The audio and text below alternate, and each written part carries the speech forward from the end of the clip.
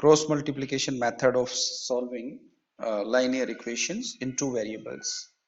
तो पहला जो हमारे पास क्वेश्चन है उसमें ये दिया है कि which of the following pair of linear equations has unique solution, no solution or infinite many solution? In that case है ना, there is unique solution, find it by cross multiplication method। देखिए आप लोगों को ये मालूम रहना चाहिए कि कब यूनिक सॉल्यूशन होता है, कब देखिए यूनिक सॉल्यूशन कब होता है। यूनिक सॉल्यूशन मैं लिख देता हूं जरा आपके रेफरेंस के लिए। यूनिक सॉल्यूशन कब रहता है? जब a1 by a2 is not equal to b1 by b2, ये यूनिक सॉल्यूशन है। और इनफाइनाइटली मैनी सॉल्यूशन कब होते हैं? इनफाइनाइट सॉल्यूशन कब होते हैं? जब a1 by a2 is equal to b1 by b2 is not equal to c1 by c2, ठीक है ना, तब जब ये रहता है। और इनफाइनाइट सॉल्यूशन का मतलब नहीं, देखिए इनफाइनाइट सॉल्यूशन में ये तीनों इक्वल होंगे, तीनों इक्वल होंगे। क्यों होंगे इक्वल? बिकॉज लाइन जो है एक दूसरे के ऊपर परफेक्टली लाई करती है। अब जब हम लोग बात करें इनफाइनाइट हो गए, नो सॉल्यूशन। नो सॉल्यूशन कब होगा? जब a1 by a2 will be equal to b1 by b2 and that will not be equal to c1 by c2। ये हमारे कब होंगे? जब कोई सॉल्यूशन नहीं होगा और लाइंस आपस में पैरेलल होंगी, ठीक है। तो ये हमारे सॉल्यूशंस बनते हैं। तो पहला क्वेश्चन ही हम देखते हैं। अगर तो सॉल्यूशन है तो उसको क्रॉस मल्टीप्लिकेशन मेथड से सॉल्व कीजिए, ये दिया हुआ है। तो मैंने साइड में जो है ना ये लिख दिए हैं फॉर्मूलाज। तो आपका ये तो रहेगा क्रॉस मल्टीप्लिकेशन मेथड, और ये रहेगा कब आपके यूनिक सॉल्यूशन होंगे, कब इनफाइनाइट सॉल्यूशन होंगे, और कब आपका नो सॉल्यूशन रहेगा, ठीक है ना। तो पहला ही क्वेश्चन देखते हैं। पहले क्वेश्चन में दिया हुआ है x minus 3y minus 3 is equal to 0। x minus, first question जो है x minus 3y minus 3 is equal to 0 and 3x minus 9y minus 2 is equal to 0। तो a1 बाई a2 क्या हुआ? 1 बाई 3। b1 बाई b2 क्या हुआ? Minus 3 by minus 9। और c1 by c2 क्या हुआ? Minus 3 by minus 2। देखिए 1 by 3 is equal to 1 by 3 is equal to 3 by 2। ये तो इक्वल हुआ ही नहीं है ना।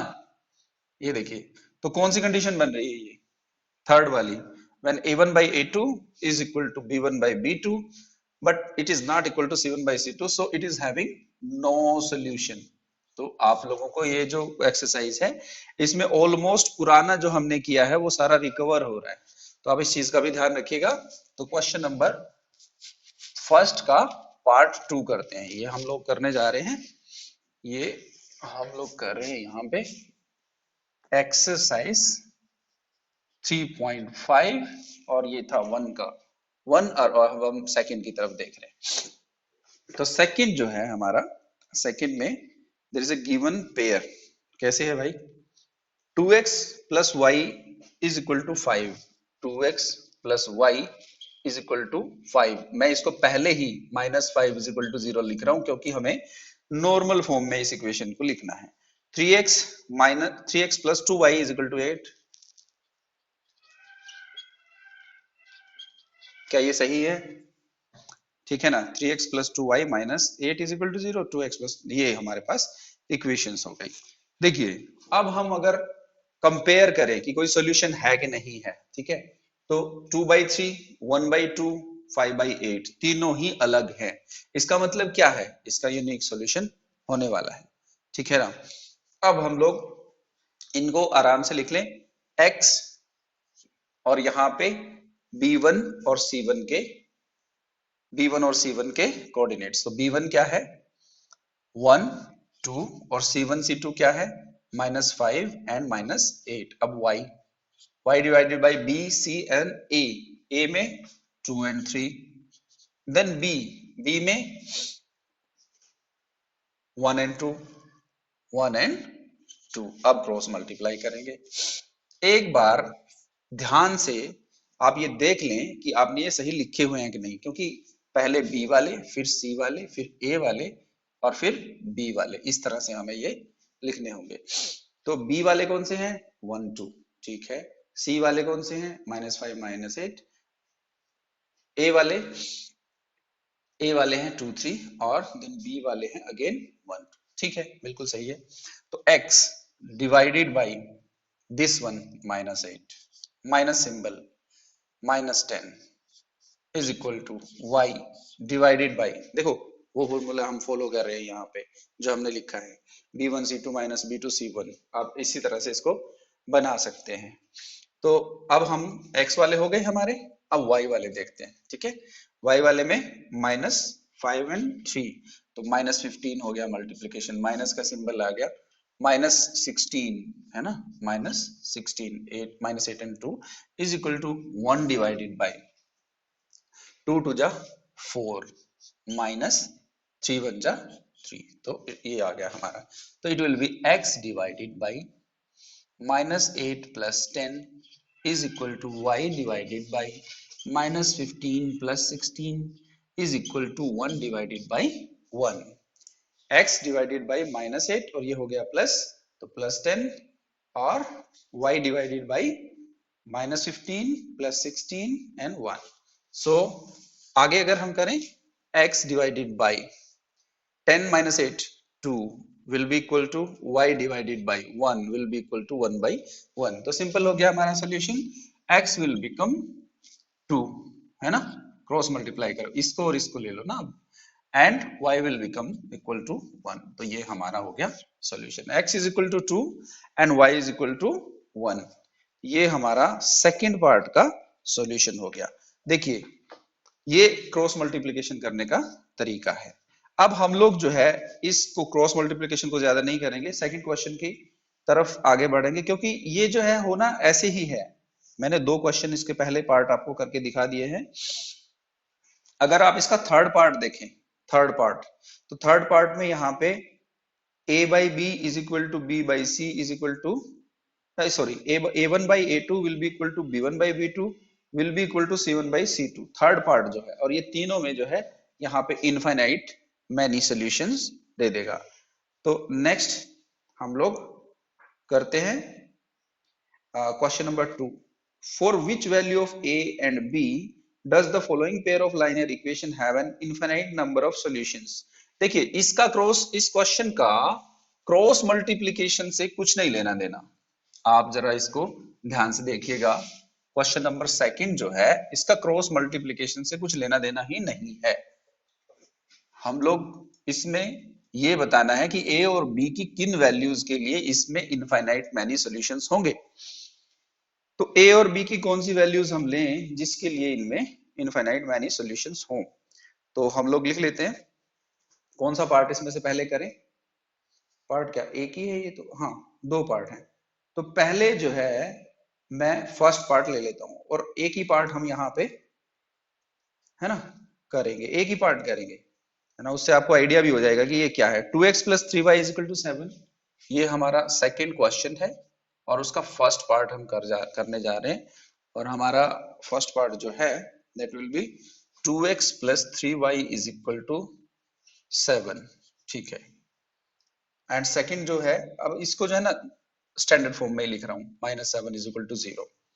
दूसरा हमारे पास जो क्वेश्चन है, दूसरा जो इक्वेशन है वो है a - b * x + a + b * y, है ना, एंड माइनस ये वाले को सारे को जो दिया हुआ है इक्वल टू करके मैंने इसको माइनस लगा के यही लिख दिया, 3a + b - 2 = 0। तो क्या बताना है, इनफाइनाइट मैनी सॉल्यूशंस। और इनफाइनाइट मैनी सॉल्यूशंस कब होते हैं, जब ये सारे रेशियोज बराबर होते हैं। सारे रेशियोज बराबर करने के लिए मुझे क्या करना पड़ेगा, 2 divided by a - b will be equal to 3 divided by a + b and that will be equal to -7 divided by -a। तो मैं 7 डिवाइडेड बाई a लिख रहा हूं क्योंकि दोनों का सेम सिंबल है, 3a + b - 2। तो सिंपल है, क्वेश्चन हमारा साधारण सा हो गया है।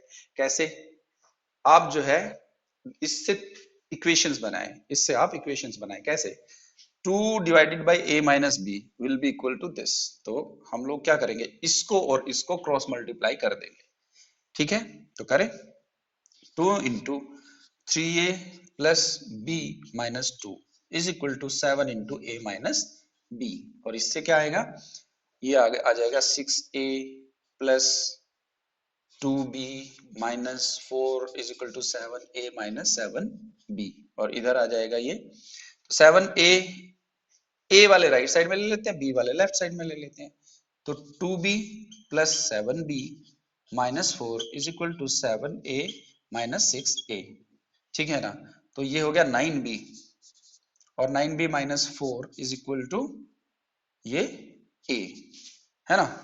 तो ये 9b a और इसको फिर से ठीक कर लेते हैं, a minus 9b plus 4 is equal to 0, इसको हम 1 ले लेते हैं। अब देखिए इसको हमने 1 बना लिया। नेक्स्ट पार्ट जो है इसको भी हम लोग सॉल्व कर लेते हैं। यहाँ पे y के ये वाला जो है 3 divided by a plus b is equal to 7 divided by 3a plus b minus 2, और इसको क्रॉस मल्टीप्लाई करेंगे तो 3 into 3a plus b minus 2 is equal to 7a plus b, सही है। तो 9a plus 3b minus 6 will be equal to 7a plus 7b, और ये क्या आ जाएगा 9a माइनस 7a, और उधर b वालों को रख लेते हैं राइट साइड में, 7b माइनस 3b, है ना, और प्लस 6 ऐसे, ठीक है, राइट साइड में रख लिया आपने इसको। तो ये 2a बन गया, और is equal to 4b plus 6, सारे कोई 2 से डिवाइड कर लेते हैं, क्या दिक्कत है। तो it will become a is equal to 2b plus 3 and it will become a minus 2b minus 3 is equal to 0। तो देखो हमारे पास कितनी इक्वेशंस बन गई हैं, a माइनस 9b प्लस 4, ये हमारा सेकंड इक्वेशन हो गई। अब क्या हम इनको सोल्व कर लेंगे, ये देखिए बहुत ही आसान हो गया आपके पास, ठीक है। इसको a और b के लिए आप सोल्व करिए, a और b की जो ये वैल्यूज आएंगी उनके लिए ये इनफाइनाइट सॉल्यूशंस होंगे, ठीक है, समझ रहे हैं आप बात। इसके लिए ये इनफाइनाइट सॉल्यूशंस हमारे होंगे। चलिए देख लेते हैं, हम सोल्व कर ही देते हैं। क्या है, a minus 9b plus 4, a minus 9b plus 4 is equal to 0। अब देखिए माइनस कर देते हैं, प्लस माइनस, और ये हो गया, तो a से a कैंसिल हो गया, ठीक है।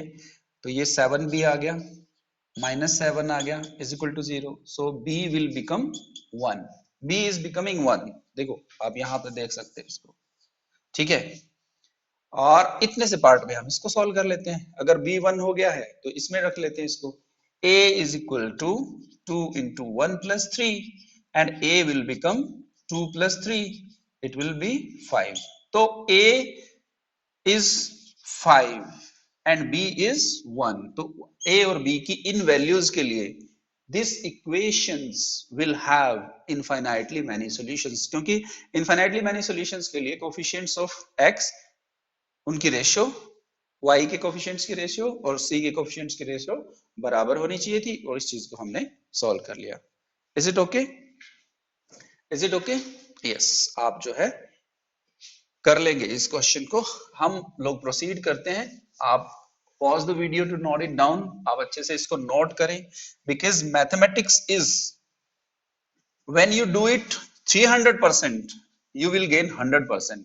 व्हाट इट मींस, अगर आपको किसी क्वेश्चन को एग्जामिनेशन में सॉल्व करना है और आपको उस एग्जाम में 300% आपने किसी क्वेश्चन को ट्राई किया हुआ, तब भी आप उसमें 100% मार्क्स ले सकेंगे, ये ध्यान रखना।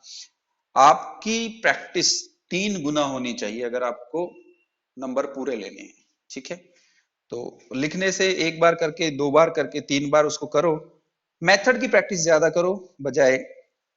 देखिए थर्ड क्वेश्चन है, solve the following pair of linear equations bye substitution and cross multiplication method. देखिए सब्स्टिट्यूशन मेथड के लिए आप मेरे पुराने वीडियो देख सकते हैं, उसमें हमने इसको बहुत अच्छे से किया हुआ है। आज हम लोग जो है अलजेब्रा पे ज्यादा, कैलकुलेशंस पे ज्यादा फोकस नहीं कर रहे हैं, कंसेप्ट पे ज्यादा फोकस कर रहे हैं। तो हम लोग ये कर चुके हैं, मैं इस क्वेश्चन को नहीं करने वाला। अगर आप लोगों को फिर भी लगे कि सर इसमें डिफिकल्टी है तो आप कमेंट्स में लिखिए, मुझसे पूछ सकते हैं अगर कोई प्रॉब्लम इसमें आती है।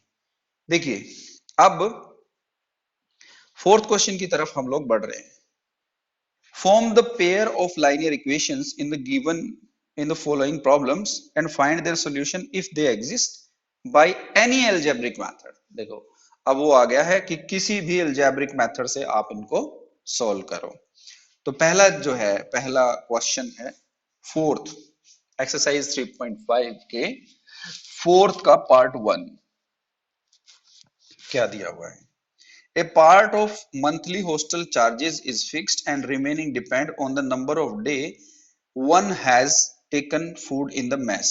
A student A takes for 20 days.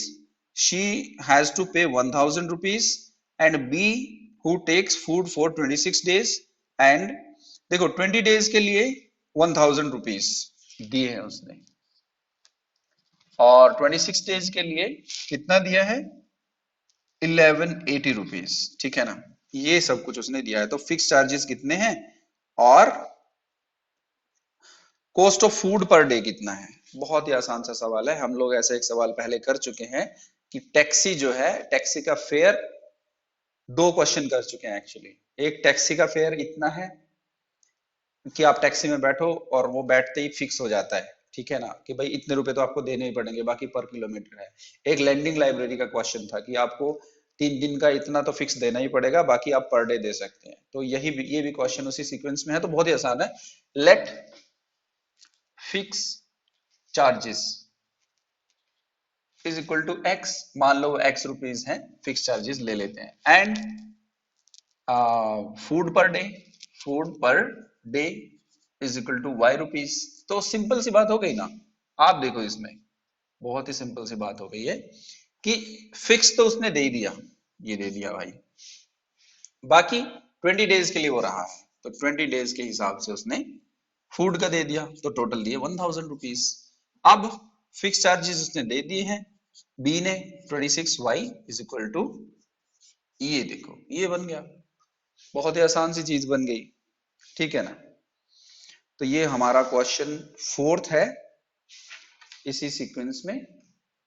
हाँ, तो अब क्या करें? अब इसको सॉल्व कर लेते हैं किसी भी मेथड से। तो सिंपल सी बात है यार, हम लोग इसको इक्वेशन 1 लें, इसको इक्वेशन 2 लें, यहाँ पे माइनस माइनस माइनस सब्ट्रैक्ट कर दिया, ये कट गया, 6y आ गया, किसका? माइनस का, इज इक्वल टू माइनस 180, है ना, and that it will become plus y is equal to 30। तो फूड पर डे 30 रुपीज का पड़ गया उसको। सिंपल सी बात है, x plus 20 into 30 is equal to 1000, है ना, और x plus 600 is equal to 1000, है ना, and x is equal to 1000 minus 600 it will be 400। तो 400 क्या हुए? फिक्स्ड चार्जेस, है ना, और पर डे फूड का कितना हुआ? 30 रुपीज। बड़ा सस्ता होटल है यार, पर डे 30 रुपए में दे रहा है ना, बढ़िया चीज है ना, घूमने चलें। ओके, सो देखते हैं फोर्थ का सेकंड पार्ट। फोर्थ का सेकंड पार्ट देख लेते हैं एक बार इसी एक्सरसाइज की सीक्वेंस में। हम लोग फोर्थ का सेकंड पार्ट जो है हमारे क्वेश्चन का, वो है कुछ ऐसे कि a fraction becomes 1 by 3, a fraction becomes 1 by 3 when 1 is subtracted from the numerator and it becomes 1 by 4 when 8 is added to denominator। देखिए बहुत ही आसान है, न्यूमरेटर x मान लिया, डिनोमिनेटर y मान लिया, ठीक है ना, न्यूमरेटर x है, डिनोमिनेटर y है, ये बन गया हमारा फ्रैक्शन। और पहली कंडीशन क्या दी हुई है? It becomes 1 by 3 when 1 is subtracted। 1 by 3 बन जाता है जब 1 को सब्ट्रैक्ट किया जाता है, किस में से? From numerator. 1 by 4 जब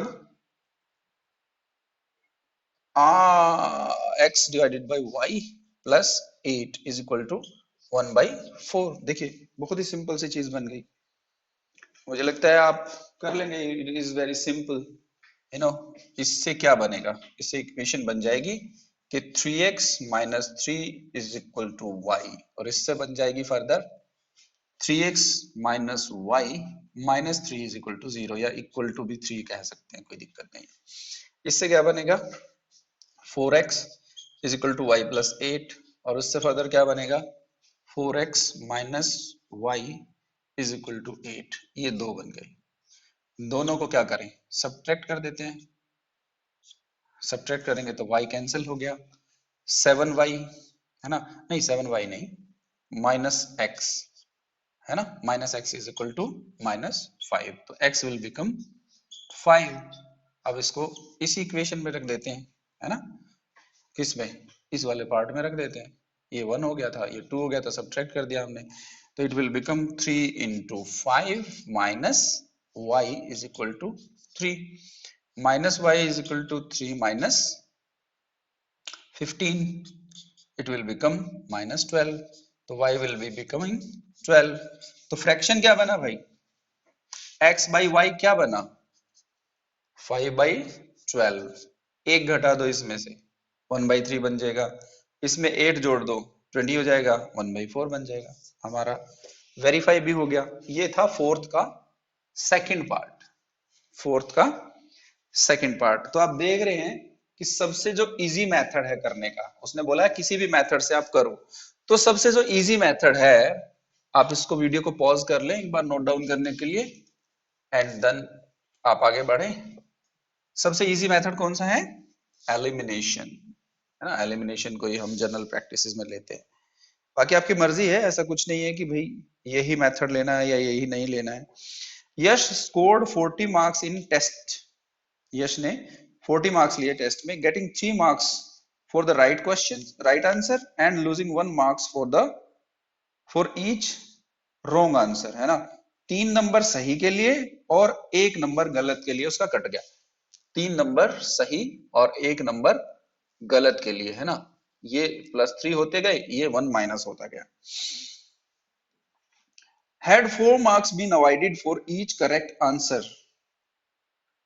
and 2 marks been deducted for each incorrect answer, Yash would have scored 50 marks, है ना।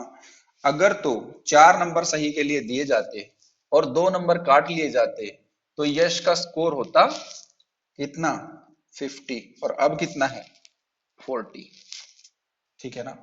तो कोई भी बात ही नहीं है, ये तो हम मान के चलते हैं। Let right answers be, right answers be x, है ना, right answers be x and wrong answers be कितना y, है ना।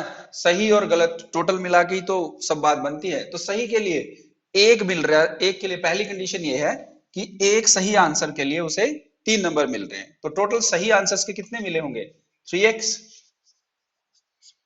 अब ये देखो, अब ये जो नंबर है उसके कट रहे हैं रॉन्ग आंसर्स के लिए, तो कितने कटे होंगे y माइनस y, है ना, माइनस y, तो कितना आया स्कोर 40।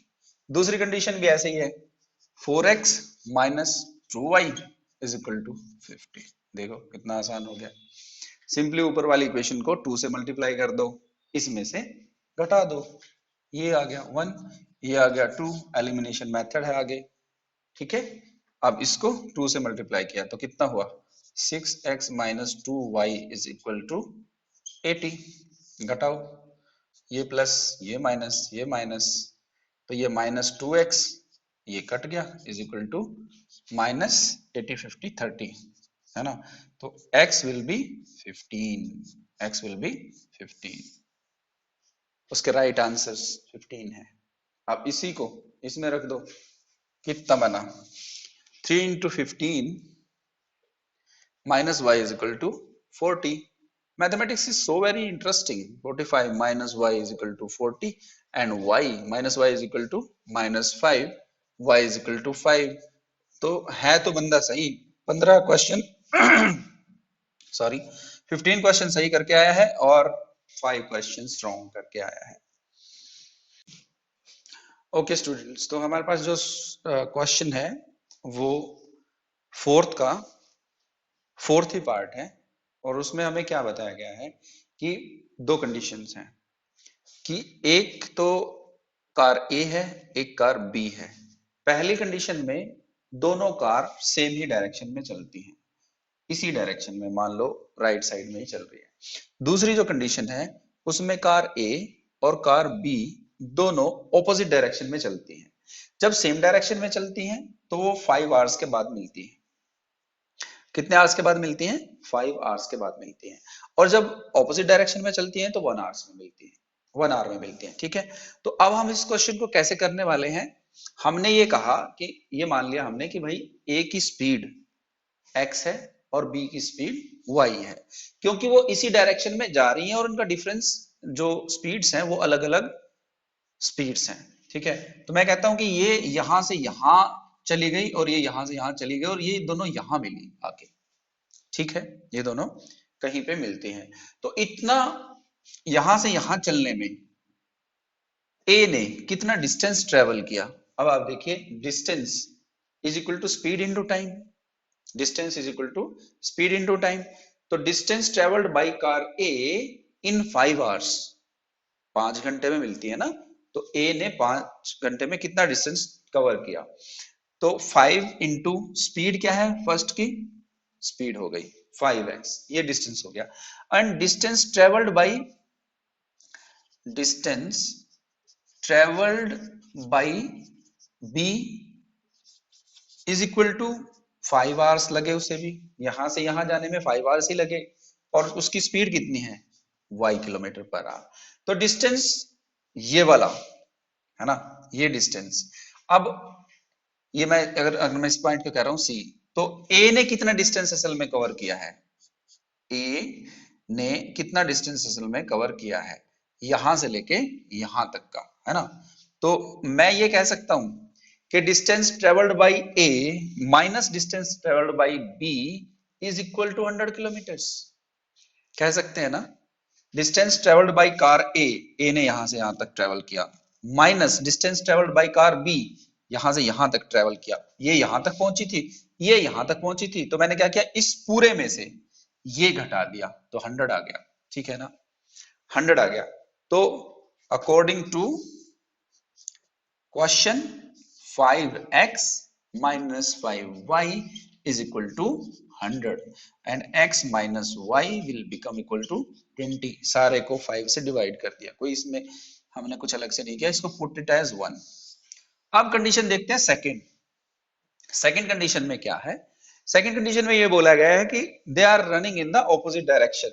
ठीक है ना, तो 1 घंटे में इसने भी कुछ डिस्टेंस कवर किया होगा और इसने भी कुछ डिस्टेंस कवर किया होगा जब वो ऑपोजिट डायरेक्शन में जा रही हैं। तो हम यहां लिखते हैं व्हेन इन ऑपोजिट डायरेक्शन, तो क्या होगा, डिस्टेंस ट्रेवल्ड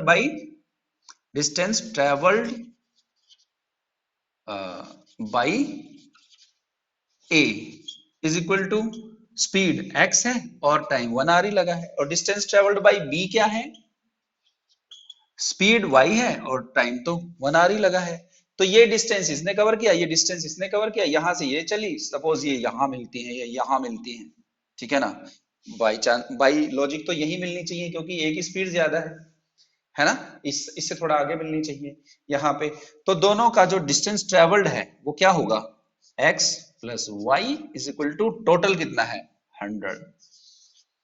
ठीक है, एक की स्पीड x है, दूसरी की y है। अब आप सोल्व कर लीजिए इसको, कैसे, यहाँ पे x minus y is equal to 20 दिया हुआ है, तो दोनों को कट करें, 2x is equal to 120 and it will become actually x will be 60 और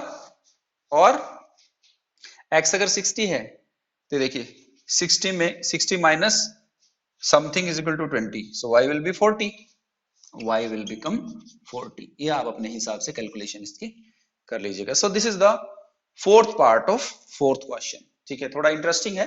आप इसको थोड़ा सा 2 बार सुन सकते हैं या 3 बार सुन सकते हैं अगर आपको नहीं समझ में आए तो, और वीडियो को पॉज करके नोट कर लेना क्वेश्चन किस तरह से हो रहा है। ठीक है, नेक्स्ट हम लोग चलते हैं फोर्थ के ही फिफ्थ पार्ट पे। फोर्थ क्वेश्चन के फिफ्थ पार्ट पे हम लोग जरा कॉन्सेंट्रेट करेंगे। थोड़ा ट्रिकी है वो भी, देखते हैं उसको कैसे है। यहां पे हमें दिया हुआ है the area of a rectangle. देखिए सबसे पहले तो रेक्टेंगल ही बना लेते हैं, और मैं कह देता हूं कि इसकी लेंथ जो है वो x है और ब्रेड्थ जो है इसकी y है, और इसका एरिया कितना बनेगा एक्स वाई। ठीक है, ये इसका एरिया बनेगा। The area of A triangle gate reduced by 9 units. इसका मतलब क्या है, कुछ कंडीशन है उसके हिसाब से। If length is reduced bye 5 and breadth is reduced bye 3, अगर इसकी length is reduced bye 5 units, अगर ये 5 यूनिट्स कम हो जाए और ये, अगर ये 5 यूनिट्स कम हो जाए और ये 3 यूनिट्स कम हो जाए, ऐसे ही है ना। Length reduced by 5 units, breadth increased by 3 units, increased by 3 units, तो क्या हो जाता है, एरिया इज रिड्यूस्ड। इसका मतलब क्या है कि पहले जो एरिया था और जो अभी हमें एरिया मिला है, जो अब वाला एरिया है वो कम है, तो ज्यादा में से कम घटा दें 9 आ जाता है, सिंपल सी बात है। तो क्वेश्चन क्या है, पहले according to question x y हमारे पास पहले था, फिर इन्होंने क्या किया, कुछ कंडीशन लगाई, और उस कंडीशन में ये आया कि उसने लेंथ को 5 से रिड्यूस कर दिया और ब्रेड्थ को इंक्रीज कर दिया, और वो आ गया हमारे पास 9। ठीक है ना। आप इस चीज को थोड़ा सा कंडीशन को ध्यान से समझिएगा कि अगर length is decreased by 5 and this is increased by 3, then it is reduced by 9। तो पुराने वाले में से जब नया वाला घटाया तो 9 आया। ठीक है, इससे क्या बनेगा भाई, इससे हमारा ये बनने वाला है एक्स वाई माइनस, है ना, माइनस, इसको जरा मल्टीप्लाई कर लेते हैं इनसाइड ही, x y plus 3x minus 5y minus 15 is equal to 9, और इसको हम करेंगे x y minus x y, minus symbol आ जाएगा ना, 3x plus 5y plus 15 is equal to 9, और इससे क्या बनेगा, एक्स वाई से एक्स वाई कट गया। ठीक है, और यहाँ पे माइनस 3x प्लस 5y और प्लस 15 और माइनस 9 हो जाएगा ना। तो माइनस 9 कितना हो जाएगा हमारे पास, चलो इसको उधर ही ले चलते हैं, 9 माइनस 15 कितना हो जाएगा, माइनस 6। ठीक है, तो दोनों तरफ के सिंबल चेंज कर लेते हैं, 3x minus 5y is equal to 6। तो ये पहली हमारी पहली इक्वेशन आ गई है। देखिए इजी है। अब इससे एक और कंडीशन इसने दी है, तो उससे कुछ और इक्वेशन हमारी बनने वाली है। देखिए क्या इक्वेशन बनेगी। अब कहा है कि if we increase length by 3 units, length by 3 units, है ना, लेंथ को 3 यूनिट से बढ़ा दें, मतलब x प्लस 3 कर दें, है ना, ऐसे लिख रहे हैं यहाँ पे x प्लस 3 कर दें, और क्या कर दें, एंड ब्रेड्थ बाय 2 यूनिट्स, है ना, ब्रेड्थ को भी बढ़ा दें कितना, 2 यूनिट्स, तो क्या होगा, then area is increased by 67 square units. तो एरिया जो है वो इंक्रीज हो जाएगा बाय 67 यूनिट्स। इसका मतलब क्या है कि ये जो मिलेगा ये ज्यादा होगा और जो पुराने वाला है वो कम होगा, तभी तो इसको करने से इंक्रीज हुआ है। ठीक है ना, तो हम लोग क्या करेंगे, x plus 3 into y plus 2 minus जो पुराना है वो होके 67 आ जाएगा। ठीक है, अब जरा इसको कैलकुलेट कर लेते हैं, x y plus 2x plus 3y plus 6 minus x y is equal to 67। X y से एक्स वाई कैंसिल हो गया, 2x plus 3y is equal to 67 minus 6 61। ये एक इक्वेशन आ गई, ये हमारे पास दूसरी इक्वेशन आ गई। तो आप जरा क्या इनको आप कर सकते हो क्या, सॉल्व कर सकते हो क्या, मुझे लगता है कर लोगे, है ना, है कि नहीं। सो ये हमारा बहुत ही आसान से तरीके से काम हो जाएगा इन इक्वेशंस को सॉल्व करके। जो मैंने किया हुआ है, मेरा आंसर आता है y इज इक्वल टू 9, ठीक है ना, और x इज इक्वल टू 17, है ना। इसको सॉल्व करके, ठीक है। So I am putting my effort so that you can understand the things well. और एक्सरसाइज 3.5 क्रॉस मल्टीप्लिकेशन मेथड आज हमने किया, उसको सॉल्व किया, एंड अब हम लोग प्रोसीड करेंगे नेक्स्ट एक्सरसाइज के लिए 3.6 के लिए। तो आप लोगों की कोई भी क्वेरीज रहे, आप मुझे कमेंट सेशन में पूछ सकते हैं। मेरा फोन नंबर अवेलेबल रहता है, Roshni pre school and academy, Karhans Panipat. So all the best students, for any queries you can contact me और write in the contacts, write in the comments. Okay, like और subscribe कर सकते हैं। आप लोगों को अगर ये वीडियो पसंद आ रहा है तो लाइक एंड सब्सक्राइब कीजिए, राइट।